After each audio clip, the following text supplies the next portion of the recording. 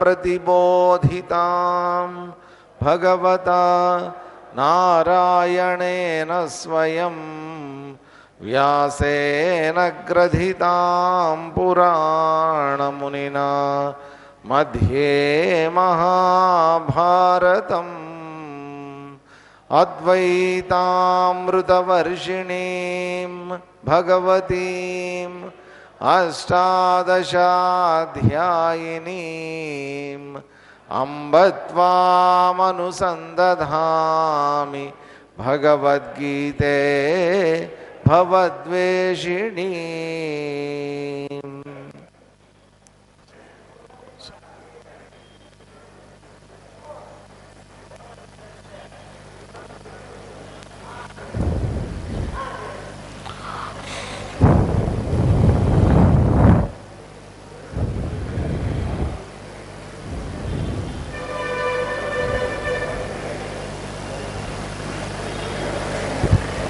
నిన్న జరిగిన శ్లోకాలు ఒకసారి చదువుదాం. 2వ అధ్యాయం 70వ శ్లోకం నుంచి చదువుదాం ఒకసారి. ఆపూర్యమాణమచల ప్రతిష్టం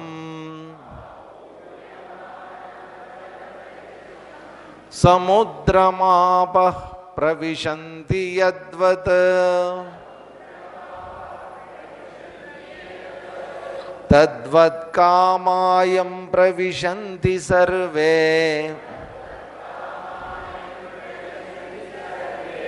సశాంతిమాప్నోతి న కామకామీ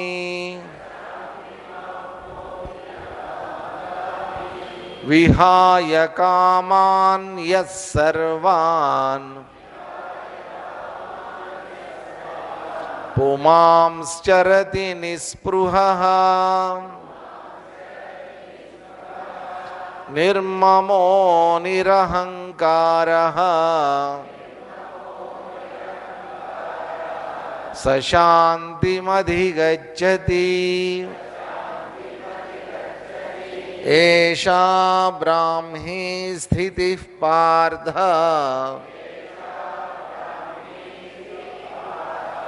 నైనాం ప్రాప్య విముహ్యతి స్థిత్వా స్యామంతకాలేపి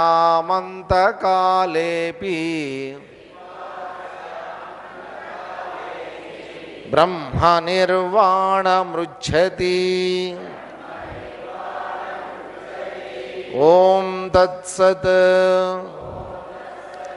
इति श्रीमद्भगवद्गीतासु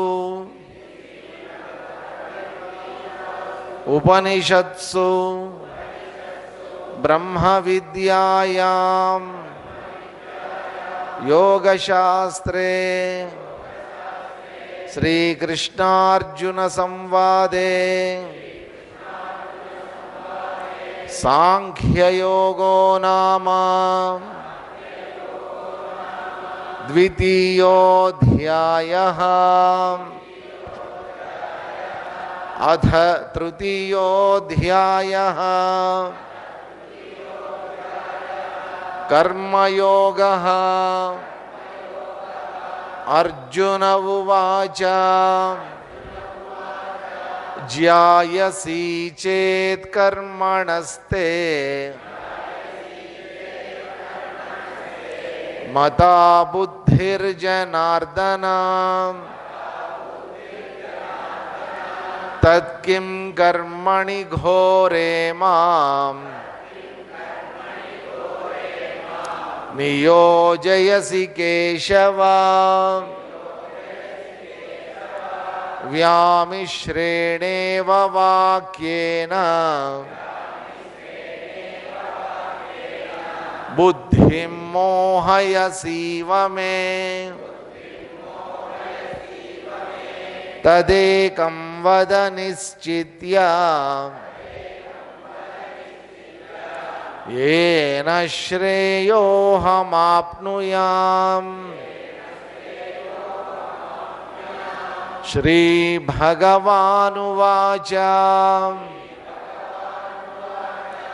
లోకేస్మిన్ ద్వివిధా నిష్ఠా పురా ప్రోక్తా మయా నఘ జ్ఞానయోగేన సాంఖ్యానాం కర్మయోగేన యోగినాం. నిన్న రెండవ శ్లోకంలో కొద్దిగా రెండో అధ్యాయంలో కొద్దిగా మూడో అధ్యాయంలో కొద్దిగా మనం చదివాం. రెండో అధ్యాయం చివర స్థితప్రజ్ఞ లక్షణాల్ని పరమాత్మ పూర్తి చేశారు. దాంట్లో చివరిలో చెప్పినటువంటిది ఏంటంటే, ఎవరిలో అయితే ఈ కోరికలన్నీ కూడా పూర్తిగా తనలోనే ఉత్పన్నమైనటువంటి కోరికలు తనలోనే లయమైపోతూ ఉంటాయో దానికి ఒక ఉదాహరణ ఏం చెప్పారు? స్థిరంగా ఎటువంటి చలనం లేకుండా ఉండేటటువంటి సముద్రం ఎక్కడికి ప్రవహించదు, అది అక్కడే ఉంటుంది. కాబట్టి ఈ నీళ్ళన్నీ కూడా ప్రవహించి చివరికి దాంట్లో ప్రశాంతంగా కలిసిపోయినట్టు ఈ కోరికలు ఉద్భవించినటువంటివి అందులోనే లయమైపోతుంటాయి. అదే మనసులో లయమైపోతున్నటువంటి వాడు నా కామకామి, అటువంటి వాడికి ఇంకా కోరికలు అనేటువంటివి ఉండవు. అటువంటి వాడికి శాంతి మాప్నోతి, అటువంటి వాడికి శాంతి లభిస్తుంది అని చెప్పారు. తర్వాత ఏమన్నారు? ఎవరైతే అన్ని కోరికల్ని పూర్తిగా విడిచిపెట్టేసి నిర్మమ నిరహంకార నిస్పృహ, అంటే కోరికల పట్ల స్పృహ అనేటువంటిది లేకుండా ఉండటం, మమకారం అనేటువంటిది అహంకారం అనేటువంటిది లేకుండా ఉన్నటువంటి వాళ్ళు సశాంతి మధిగచ్చతి, అటువంటి వాళ్ళకి శాంతి లభిస్తుంది అనేటువంటిది చెప్పారు. తర్వాత చివరిలో ఇప్పటి వరకు నీకు చెప్పినటువంటి ఇవన్నీ ఏవైతే ఉన్నాయో ఏషా స్థితి బ్రాహ్మీ స్థితి, ఇప్పుడు చెప్పినటువంటి స్థితి బ్రాహ్మీ స్థితి, ఉత్తమమైనటువంటి మహాత్ములు నిలబడేటటువంటి స్థితి ఇది ఏం చేస్తుంది? నైనాం ప్రాప్య విముహ్యతి. ఇది మొత్తానికి ఒక్కసారి ఈ స్థితిలోని పొందినటువంటి వాడు ఎట్లా ఉంటాడు? నయేనం ప్రాప్య, ఒకసారి ఈ స్థితిని పొందినటువంటి వాడు ఇంకెప్పుడు కూడా మోహంలో పడటం అనేటువంటిది జరగదు. ఈ స్థితిలో ఎప్పటిదాకా ఉండాలి? స్థిత్వాస్యాం అంతకాలేపి, అంతకాలం వరకు, చివరి వరకు కూడా, అంటే చనిపోయేంత వరకు, ఈ శరీరంలోంచి ప్రాణం వెళ్ళిపోయేంత వరకు. ఎందుకని? ఈ కోరిక అనేటువంటిది పుట్టిన దగ్గర నుంచి చనిపోయేంత వరకు ఏ క్షణంలో వస్తుందో చెప్పలేం. ఏ క్షణంలో లోపల నుంచి చివరి నిమిషంలో కూడా మానవుడు ఏమనుకుంటాడు? నేను ఇంకా బతకాలనుకుంటాడు. ఇంకా బతికి ఏం సాధిద్దామని, ఏమో ఏదో ఒకటి సాధిస్తానులే, మొత్తానికి బతకాలి, నేను చావకూడదు అనుకుంటాడు. అంతకాలేపి ఉన్నటువంటి వాడు బ్రహ్మ నిర్వాణం రుచ్యతి, బ్రాహ్మీ స్థితి అనేటువంటిది పొందుతాడు అని చెప్పిన తర్వాత కర్మయోగంలోకి వచ్చాం నిన్న. దీంట్లో మొట్టమొదటే అర్జునుడి యొక్క ప్రశ్నతోటి ప్రారంభమైంది. ఏమిటా ప్రశ్న అంటే, కృష్ణ నువ్వు చెప్పిందంతా నేను చాలా సీరియస్గా విన్నానయ్యా, అయితే దీంట్లో ఒక చిన్న లాజిక్ మిస్ అవుతున్నావు నువ్వు. ఏంటంటే, ఒక పక్కనేమో స్థితప్రజ్ఞుడు చాలా గొప్పవాడని చెప్తున్నావు, అది బ్రాహ్మీ స్థితి అని చెప్తున్నావు. ఒక పక్కనేమో నన్ను యుద్ధం చేయమంటున్నావు, ఘోరే కర్మని, ఘోరమైనటువంటి యుద్ధం నన్ను చేయమని ప్రోత్సహిస్తున్నావు. దీంట్లో మర్మం ఏంటో నాకు అర్థం కావట్లా. రెండిటికి ఎక్కడ అసలు యోగం అనేటువంటి దానికి ఓ పక్కన ఈ యుద్ధం అనేటువంటి దానికి ఎక్కడ పోలిక అనేటువంటిది లేదు. రెండు రకాలైనటువంటివి.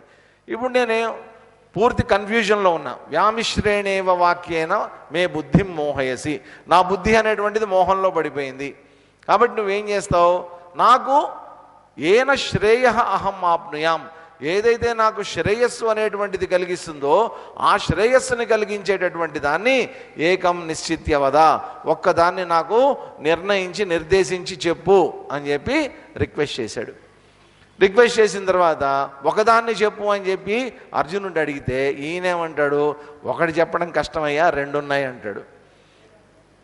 ఒకటి చెప్పం మేము, ఇప్పుడు రెండు చెప్తాం, నువ్వు డిసైడ్ చేసుకో రెండిట్లో అని చెప్పి ఏమన్నాడు? అస్మిన్ లోకే ద్వివిధా నిష్ఠ, ఈ లోకంలో రెండు రకాలు. నిష్ఠ అంటే రెండు రకాలైనటువంటి మార్గాలు, రెండు రకాలైనటువంటి పద్ధతులు, రెండు రకాలైనటువంటి విధానాలు.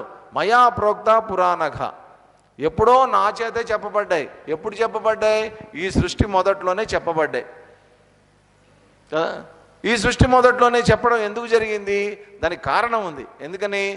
రెండు రకాలైనటువంటి వ్యక్తిత్వాలు కలిగినటువంటి వాళ్ళు మెయిన్గా ఈ ప్రపంచంలో ఉంటారు. ఒకళ్ళు ఏంటంటే బుద్ధి బాగా వికసించినటువంటి వాళ్ళు, చక్కగా కూర్చుని తార్కికంగా ఆలోచించగలిగినటువంటి వాళ్ళు.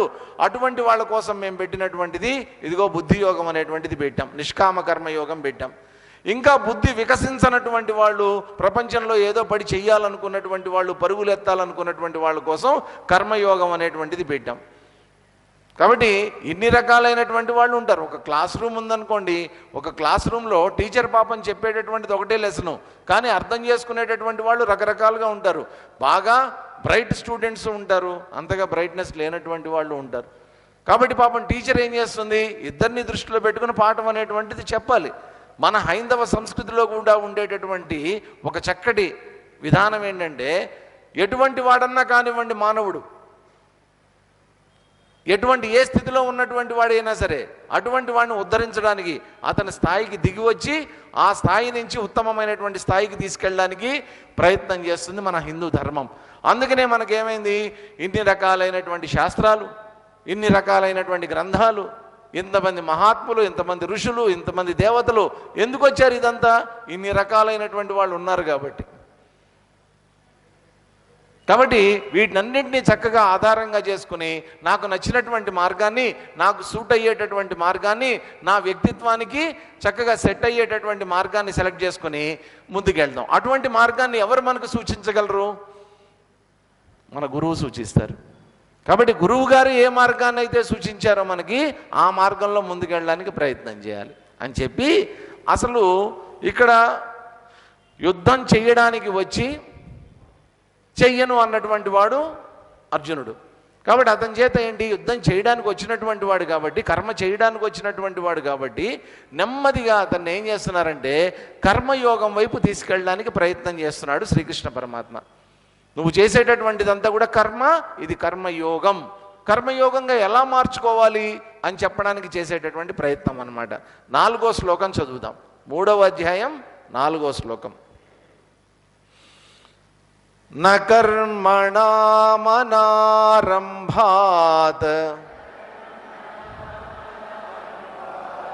నైష్కర్మ్యం పురుషోస్నుతే న చ సన్యసనాదేవా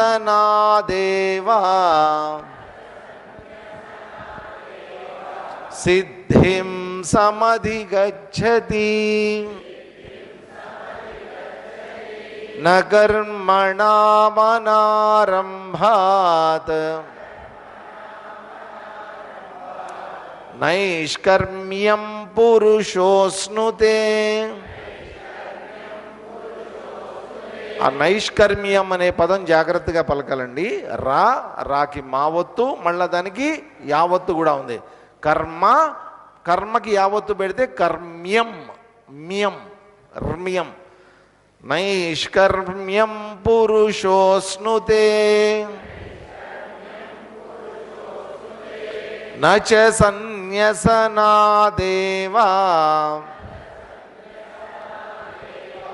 సిద్ధిం సమధిగచ్చతి.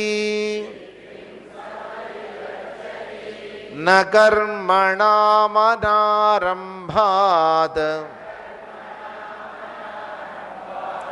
నైష్కర్మ్యం పురుషోస్నుతే న చ సన్యసనాదేవా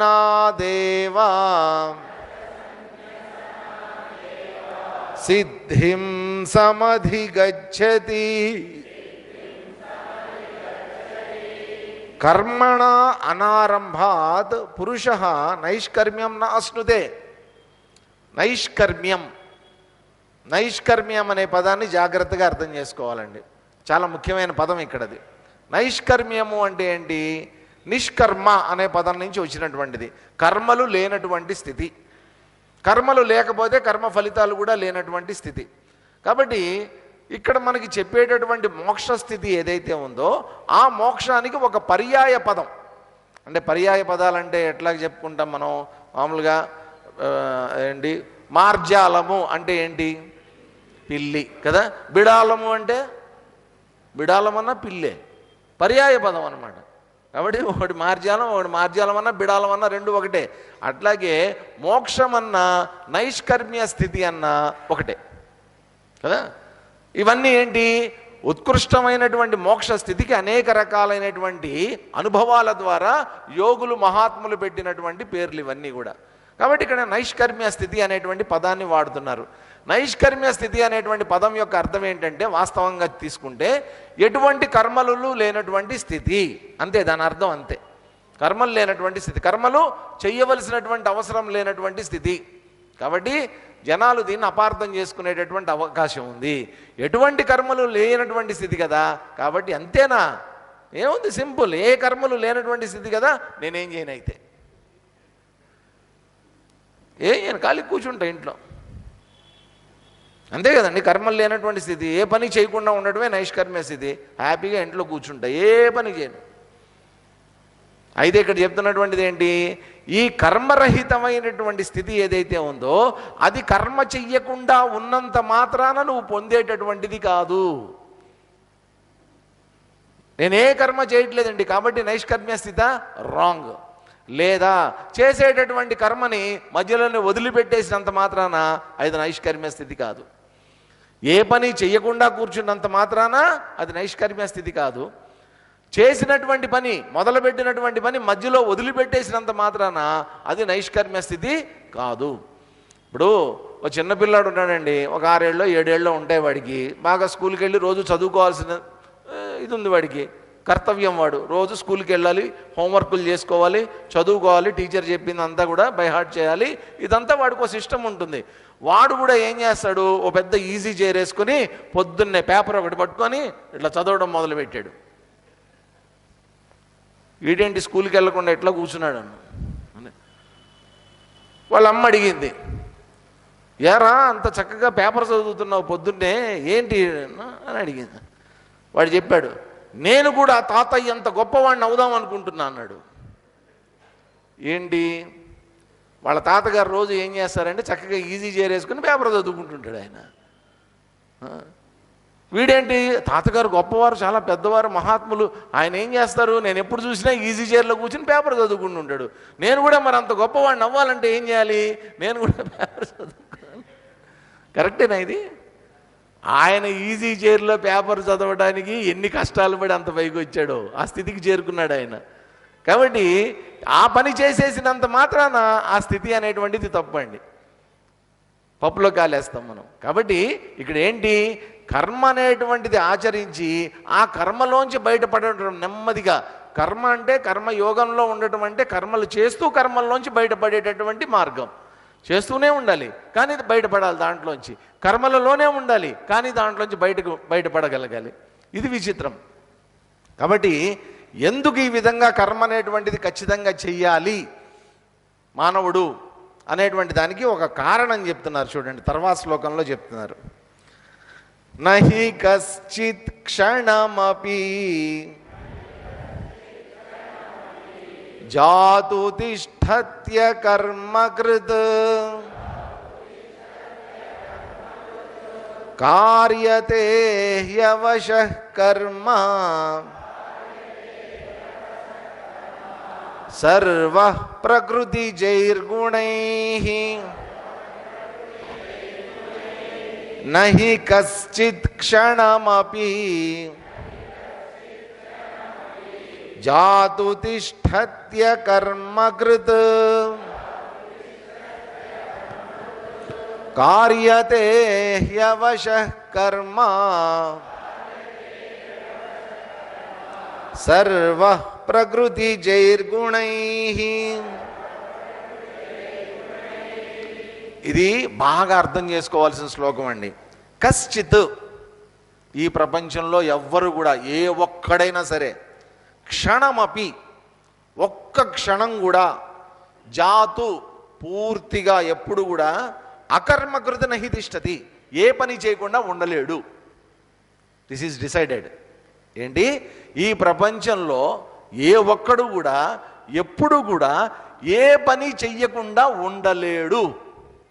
కాబట్టి ఏదో ఒక పని చేస్తూనే ఉంటాడు, ప్రతివాడు ఏదో ఒక పని చేస్తూనే ఉంటాడు. ఎందుకు చేస్తూ ఉంటాడు, దానికి ఒక రీజన్ ఉంది, కారణం ఉంది. ఏంటి, ప్రకృతి జైహి గుణైహి, మన లోపల ఉన్నటువంటిది ఏంటి? ప్రకృతి. ప్రకృతి, దాని పేరు ప్రకృతి, మనిషి యొక్క ప్రకృతి కదా. మనందరం ప్రకృతిలో భాగంగా పుట్టాం, జంతువుల్లాగానే పుట్టాం. కాబట్టి మన లోపల ఉండేటటువంటిది కూడా ప్రకృతే. అయితే ఏమవుతుంది, ఈ ప్రకృతిలోంచి జైహి పుట్టినటువంటి గుణాలు ఏవైతే ఉన్నాయో, ప్రకృతి జైహి గుణైహి, ప్రకృతిలోంచి పుట్టినటువంటి గుణాలు ఏవైతే ఉన్నాయో అవి ఏం చేస్తాయట, అవశః హి సర్వః కర్మ కార్యతే.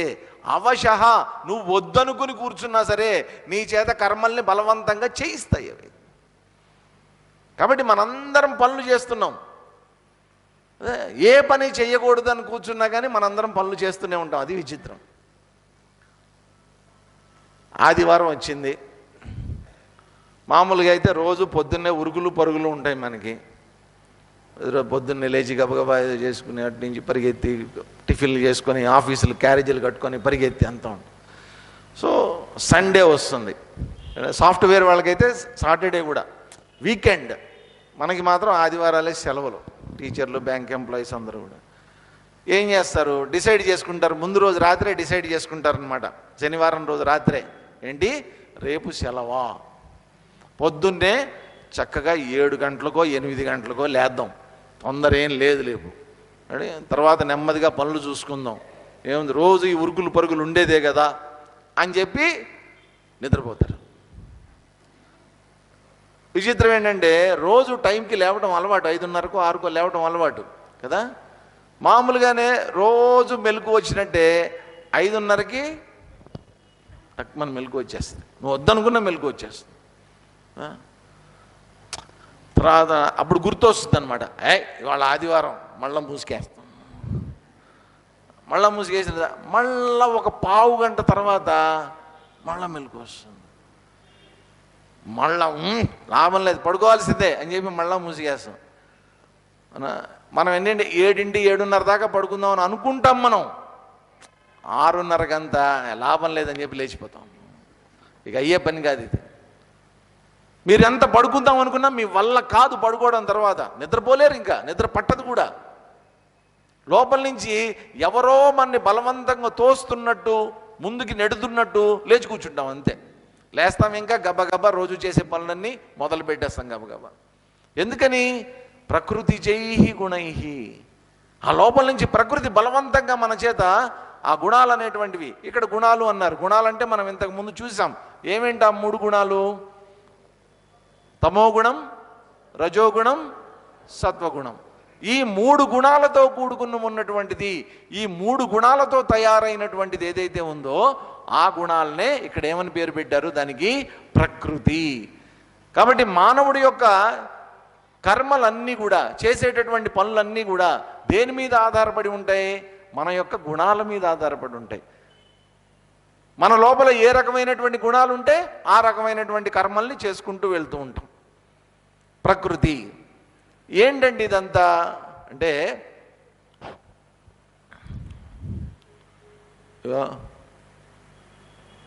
మంచి ఇప్పుడు మ్యారేజెస్ సీజను కదండి, ఎక్కడన్నా రిసెప్షన్కి వెళ్ళాం, మంచి భోజనం పెట్టారు, భోజనం పెట్టిన తర్వాత చక్కగా తిన్నాం, అన్నీ రకరకాల వంటకాలు అన్నీ తిన్నాం, అన్నీ కలిపి తిన్నాం. తర్వాత పెరుగన్నం కూడా తిన్నాం, కిల్లి ఇచ్చారు, కిల్లి కూడా వేసుకున్నాం, ఫ్రూట్స్ ఇచ్చారు, అవి కూడా తిన్నాం, అంతా అయిపోయింది. అయిపోయిన తర్వాత శుభ్రంగా చేయి కూడా కడిగేసుకున్నాం, కడిగేసుకొని వాళ్ళు ఇచ్చిన కాగితం మొక్కతో తుడిచేసుకున్నాం. అప్పుడు మీరు అంత అయిపోయింది, చేతిలో ఏం లేదు, కడిగేసుకున్నారు. అప్పుడు ఒక్కసారి చేయి వాసన చూడండి, మంచి సాంబార్ వాసన వస్తుంటుంది. సాంబార్ అన్నం తిన్నారు, ఇంతకుముందు అయిపోయింది, సాంబార్ వేసుకున్నారు, తినేశారు, అంతా అయిపోయింది. ఇప్పుడు సాంబార్ లేదు, కడిగేసుకున్నారు కూడా చెయ్యి, కానీ చేతి మీద ఆ సాంబార్ వాసన అనేటువంటిది అలాగే ఉండిపోతుంది. వాసన చూసుకుంటే అంటే ఏం జరిగింది, సాంబార్ అనేటువంటిది నా చేతి మీదకి వచ్చింది, దాని యొక్క వాసన అనేటువంటి ముద్ర నా చేయి మీద పడిపోయింది. తర్వాత నేను కడుక్కున్నా సరే సాంబారు లేకపోయినప్పటికీ కూడా దాని వాసన మాత్రం నా చేతికి పట్టుకుని అట్లాగే ఉండిపోయింది. ఇది మనకి రోజు ఉండేటటువంటి ఎక్స్పీరియన్సే. కదా.